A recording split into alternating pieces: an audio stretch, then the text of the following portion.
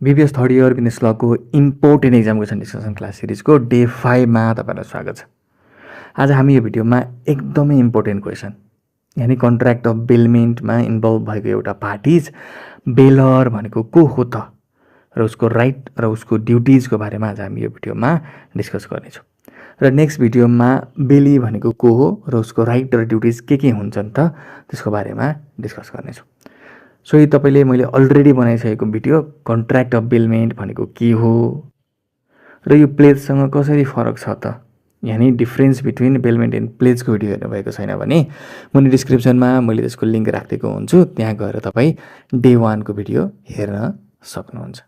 So यो तपाईलाई मैले बनाएका भिडियोहरू मनपर्छ भने भिडियोलाई लाइक र च्यानललाई सब्स्क्राइब गर्न चाहिँ नबिर्सिनु होला।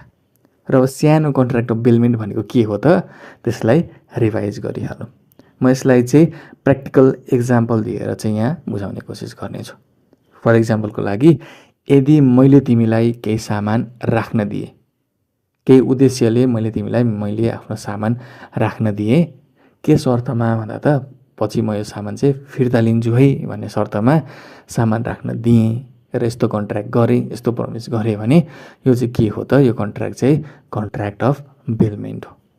यहाँ दुईटा पार्टिजहरू इन्भल्भ भएको छ, एउटा म इन्भल्भ भएको छु, अर्को तिमी इन्भल्भ भएको छु।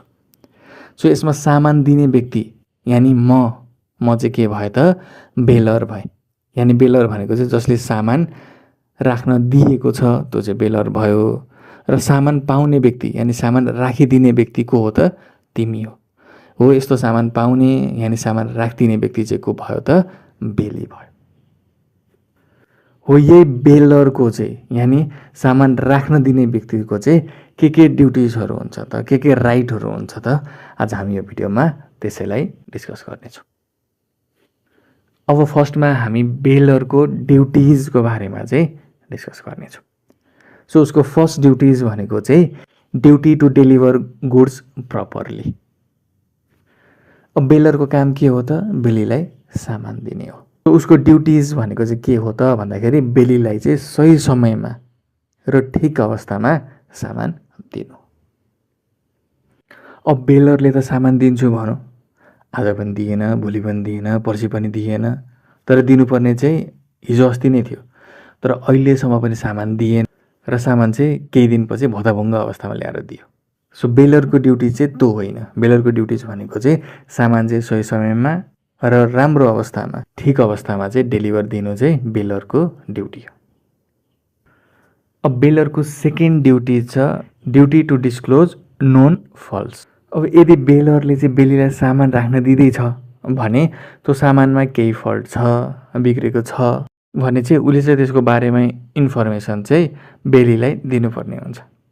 हेर्नुहोस् दाइ, मैले तपाईँलाई सामान राख्न दिएको छु, तर यो सामानमा चाहिँ यस्तो यस्तो फल्टहरू छ, तपाईँले यस्तो गर्नुभयो भने यस्तो हुनसक्छ, अलिक ध्यान दिएर अलिक यो सामानलाई चाहिँ सार्दा ओर्दा यसरी राख्दा चाहिँ ध्यान दिनु होला भनेर चाहिँ केही फल्टहरू छ भने चाहिँ त्यस्तो बारेमा चाहिँ उसले चाहिँ बेलीलाई चाहिँ डिस्क्लोज गर्नुपर्ने हुन्छ। यहाँ सबै कुरा उसले भन्नुपर्ने हुन्छ, कुरा लुकाउन पाउँदैन, यो उसको चाहिँ ड्युटी हो। अब थर्ड ड्युटिज भनेको duty to pay necessary expenses. अब बेलमेन्टमा त बेलरले बेलीलाई सामान राख्न दिन्छ, यही त्यो सामान राख्दा त्यो सामानको हेरचाह गर्दा केही खर्चहरू लाग्न सक्छ। फर इक्जाम्पलको लागि बाइक राख्न दियो भने बाइक गोदाममा राख्नु पर्यो, धेरै समय राख्दा त्यसको सर्भिसिङ गरेर उसले राखिदिनु पर्यो। डेली मेन्टेनेन्स गर्ने सामानहरू राख्न दिएको छ भने डेली मेन्टेनेन्स गर्दा खर्च लाग्न सक्छ। हो यस्तो केही खर्चहरू आउँछ भने चाहिँ बेलरको ड्युटी भनेको चाहिँ त्यो नेसेसरी एक्सपेन्सेस चाहिँ बेलीलाई पे गर्नुपर्ने हो। यानी सामान राखिदिँदा ओर्दा हेरचाह गर्दा केही खर्च लाग्छ भने चाहिँ बेलरले बेलीलाई त्यसको पैसा यानी त्यसको खर्च चाहिँ तिर्दिनु पर्ने हुन्छ, यो उसको ड्युटिजमा पर्छ। अब फोर्थ ड्युटी भनेको duty to indemnify bailee for loss due to faults. अब यसमा चाहिँ के भन्न खोजेको भन्दाखेरि बेलरले बेलीलाई सामान राख्न त दियो, तर त्यो सामानमा केही फल्ट थियो जुन बेलरले चाहिँ बेलीलाई चाहिँ भन्न चाहेन, लुकायो। भन्दिनँ, फेरि भन्यो भने यसले मेरो सामान राखिदिँदैन पनि, फेरि मलाई तनाव हुन्छ भनेर चाहिँ बेलरले बेलीलाई चाहिँ सामान नभएको फल्टको बारेमा भनेन, तर पछि चाहिँ त्यही फल्टको कारणले गर्दाखेरि चाहिँ बेलीलाई चाहिँ लस भयो, यानी सामान राखिदिने मान्छेलाई चाहिँ लस भयो। भने त्यसको क्षतिपूर्ति चाहिँ बेलरले तिर्नुपर्ने हुन्छ, किनकि उसले चाहिँ फल्सको बारेमा बेलीलाई भनेको थिएन, कुरा लुकाएको थियो र त्यही कुराले गर्दाखेरि चाहिँ त्यसकै असरले गर्दाखेरि चाहिँ बेलीलाई लस भएको हुन्छ। सो उसको ड्युटिज यानि बेलरको ड्युटिज भनेको के हो त, बेलीलाई क्षतिपूर्ति दिनुपर्ने हो। सो फिफ्थ ड्युटी भनेको ड्युटी टु एसेभ goods after purpose is fulfilled. मैले योभन्दा अगाडिको भिडियोमा कन्ट्र्याक्ट अफ बेलमेन्ट पढाउँदाखेरि चाहिँ कन्ट्र्याक्ट अफ बेलमेन्ट केही उद्देश्य छ भने मात्रै हुन्छ भनेको थिएँ। यानि कन्ट्र्याक्ट अफ बेलमेन्ट गर्ने बेलामा चाहिँ केही पर्पस, केही उद्देश्य हुनुपर्छ भनेको थिएँ।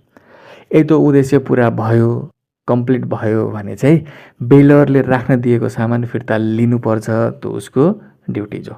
हे त्यो सामान त्यहीँ भइरहोस् न, त्यसले हेरेकै छ नि भनेर चाहिँ छोड्न पाएन। कन्ट्र्याक्टको उद्देश्य पुरा भयो, कन्ट्र्याक्टको समय सीमा सकियो भने चाहिँ राख्न दिएको सामान फिर्ता लिनु पनि बेलरको ड्युटिजमै पर्छ। अब उसको सिक्स्थ ड्युटिज भनेको duty to compensate for loss due to delay in taking good back. अब उद्देश्य पनि सकिसक्यो, दिएको समय सीमा पनि सकिसक्यो, तर उसले सामान फिर्ता लगेन। हे त्यसले राखेकै छ नि भनेर फिर्ता लगेन। तर पछि त्यही कारणले गर्दाखेरि चाहिँ बेलीले चाहिँ लस बिहोर्नु पर्यो, धेरै खर्च बिहोर्नु पर्यो भने त्यसको कम्पेन्सेट पनि बेलरले गर्नुपर्ने हुन्छ। यो उसको ड्युटिजमा पर्छ। अब सेभेन्थ ड्युटिज भनेको duty to compensate for loss due to wrongful bailment. Example, practical example दिएर यहाँ बुझाउने कोसिस गर्नेछु। यदि मैले चोरेर ल्याएको सामान तिमीलाई चाहिँ बेलमेन्टको रूपमा राख्न दिएँ, मैले झुटो बोलेँ कि हे दाइ यो मेरो सामान राख्नु न भनेर मैले राख्न दिएँ, अनि तिमीले त्यो सामान पनि राखिदियो, तर पछि त्यही कारणले गर्दाखेरि चाहिँ तिमीले चाहिँ कानुनी झमेलामा फस्नु पर्यो, यानि बेलीले चाहिँ कानुनी झमेलामा फस्नु पर्यो भने त्यो सबै लसको कम्पेन्सेट चाहिँ बेलरले गर्नुपर्ने हुन्छ। त्यो उसको ड्युटिज हो। अब ती भए बेलरका ड्युटिजहरू। अब उसको राइट यानि उसको अधिकारहरू के हुन्छ त, अब त्यसलाई पनि डिस्कस गरिहाल्यो। फर्स्ट उसको राइट हुन्छ right to get back the good. अब बेलमेन्ट किन गरिन्छ त भन्दाखेरि बेलमेन्ट चाहिँ सामान राखेर पछि फिर्ता पाउने उद्देश्यले गरे। यसको मतलब के हो भने यदि राख्न दिएको उद्देश्य पुरा भइसकेपछि वा एग्रिड समय सकिसकेपछि सामान फिर्ता लिन पाउनु पनि बेलरको राइट हो। बेलीले चाहिँ ह्या दिन्नमा जसुकै गर भन्न पाउँदैन। बेलरले चाहिँ त्यो सामान फिर्ता पाउनुपर्छ, त्यो उसको राइटको कुरा हो। सेकेन्ड राइट भनेको right to compensation for damage. अब बेलरले चाहिँ बेलीलाई सामान राख्न दिने बेलामा चाहिँ दाइ मेरो सामान चाहिँ यस्तो हो, तपाईँले यस्तो यस्तो गर्नुभयो भने यस्तो यस्तो हानि हुनसक्छ, अलिक ध्यान दिएर राखिदिनु होला, यस्तो नगर्नु होला भनेर अलरेडी सबै त्यसको फल्टहरूको बारेमा सबै डिस्क्रिप्सन दिइसकेको छ। तर बेलीले चाहिँ आफ्नो नेग्लिजेन्सको कारणले गर्दाखेरि, आफ्नो हेल्थ चेकराइको कारणले गर्दाखेरि बेलरले राख्न दिएको सामानमा लस भयो भने चाहिँ bailor has a right to claim for compensation, यानि क्षतिपूर्तिको क्लेम गर्न पाउने अधिकार बेलरसँग हुन्छ,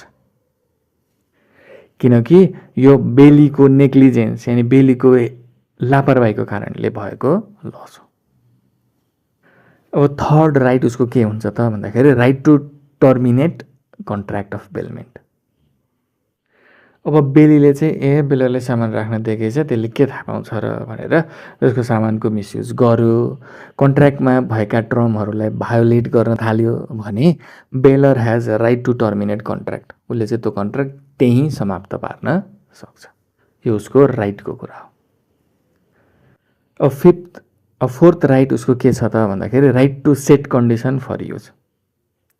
बेलरले चाहिँ आफूले राख्न दिएको सामान बेलीले चाहिँ कुन अवस्थामा र कसरी र कहाँ प्रयोग गर्न पाउँछ भनेर अगाडि नै कन्ट्र्याक्टमा शर्त राख्न पाउँछ। यो चाहिँ बेलरको राइटको कुरा हो। अब फिफ्थ राइट भनेको राइट टु डिमान्ड इन्फर्मेसन। बेलरले बेलीलाई सामान राख्न त दियो, तर बेलरलाई चाहिँ आफ्नो सामानको कस्तो अवस्था छ त, के छ त, त्यो थाहा पाउन मन लाग्यो भने उसले बेलीलाई फोन गरेर अथवा डाइरेक्टली भेटेर अथवा कुनै आफ्नो पार्टीको मार्फत चाहिँ सामान के छ कसो छ भनेर चाहिँ जानकारी माग्न पाउँछ। यो उसको राइटको कुरा हो। सो यिनै भए बेलरको राइट र ड्युटिजहरू। सो तपाईँलाई भिडियो मन पर्यो भने भिडियोलाई लाइक र च्यानललाई सब्सक्राइब गर्न नबिर्नु होला। सब्सक्राइब गर्न नबिर्सिनु होला। यस्तै अन्य भिडियोहरू म छिटै नै लिएर आउनेछु।